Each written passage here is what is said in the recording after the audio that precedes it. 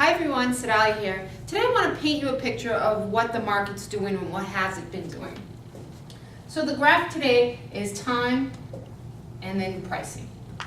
And as we know, in 04-05, we had an increase in prices by significant amounts. And we all know that the market was a very hot market at that point.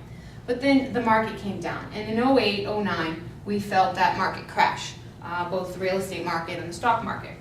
So ultimately, what's been happening in 2010 is what I wanted to kind of discuss with you today.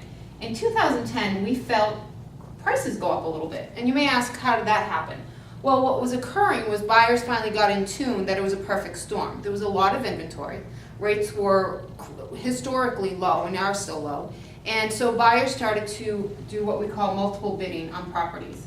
So you could potentially be making an offer on a property that had several offers and the price was driven up. And then it kind of stopped. A couple of different things might have occurred here. Unemployment rates across the nation is still very high and continue to increase. And as we know, the $8,000 credit disappeared, which stopped a few buyers from moving forward.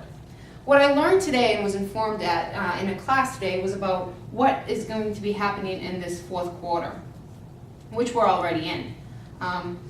They're predicting that banks are going to be releasing shadow inventory, and you may wonder what shadow inventory is, because I didn't know. Shadow inventory are bank-owned properties that haven't been released on the market. So oftentimes people call me and say, hey, you know, there's a house on this street, it's vacant, I haven't seen a sign on it, can you find out about it? And typically those homes are the homes that are in this shadow inventory that the banks are holding on to. And they've been doing this with some kind of tactic behind it. We don't know what that tactic was, but they definitely have been doing this. So what we've discovered, the news that's been released, is that 80% of this shadow inventory will be going to 4 different states. So these states will certainly feel the impact much more than we will. But California, Nevada, Arizona, and Florida. 80% of this shadow inventory will be sent there. So that leaves us with 20% of inventory. That will be spread across the nation. We don't know specifically which states are going to be impacted by what percentage, but we do know that every state will be impacted by it at some point.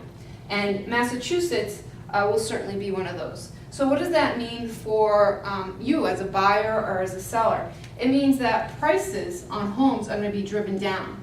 Market values are going to go down because the inventory that banks have is just much lower pricing than what your traditional sales would be. So for a seller, timing the market's going to be very tricky and unsafe. So if it's a reasonable time for you to sell now's the time to put it on the market before this inventory comes out. From a buyer's perspective, what does this mean? Again, it could get kind of tricky time in that market. Obviously, the inventory is coming out and prices are going to be coming down. We don't know what interest rates are going to be doing. So ultimately, again, you need to ask yourself, is this a reasonable time for me to buy?